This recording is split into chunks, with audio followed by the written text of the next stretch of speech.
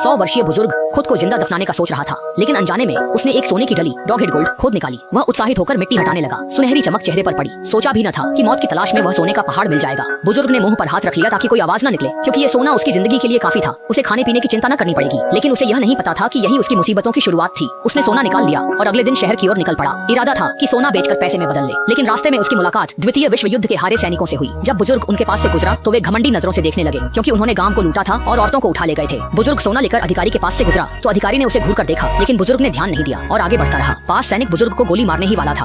अधिकारी ने तुरंत सैनिक को रोक दिया। उसकी नजर में बुजुर्ग का अंत तय था। मरे हुए आदमी पर गोली बर्बाद करने की जरूरत नहीं थी। इस बीच बुजुर्ग अभी 1 मील भी नहीं चला था कि पीछे से कुछ सैनिक ने उसे रोक लिया। सैनिकों ने घोड़े की जांच की और जब उन्हें सोना मिला, बाकी सैनिकों को बुला लिया। उन्होंने बुजुर्ग को धकेल दिया और कुछ सैनिक सोना बांटने लगे। बुजुर्ग ने गुस्से में अपनी मुट्ठी भींच ली। अब उसकी जान बचना मुश्किल है। उसने अपने कुत्ते को भाग जाने को कहा, लेकिन कुत्ता सैनिकों ने उस पर गोलियां बरसानी शुरू कर दी।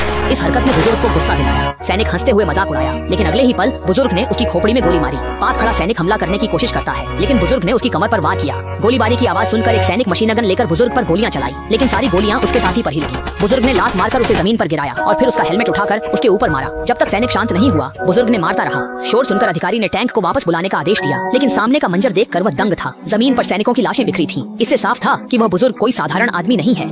बुजुर्ग ने सैनिक के सोने के सिक्के ले ली। अधिकारी को तुरंत एहसास हुआ कि बुजुर्ग के पास और सोना है। यह अमीर बनने का मौका है। जल्दी ही अधिकारी ने टैंक चलाकर बुजुर्ग का पीछा करना शुरू किया। तो बुजुर्ग की ओर की और उस पर गोला दाग दिया। जान बचाने के लिए बुजुर्ग ने अपने घोड़े को दौड़ाया। 2 गोले चले पर बुजुर्ग को खरोंच नहीं आई। भारी मशीन गन से भी गोलियां चली। बुजुर्ग बिजली की तरह दौड़ा। सैकड़ों गोलियां चली पर उसे कोई नुकसान नहीं हुआ। अधिकारी बुजुर्ग के जाने की दिशा देखता रहा, लेकिन वह शांत भाव से वहीं खड़ा रहा। बुजुर्ग को लगा कि उसने पीछा छुड़ा लिया है और वह राहत की सांस लेने लगा। वह अपने घोड़े को सहलाने लगा। तभी अगला दृश्य सामने आया।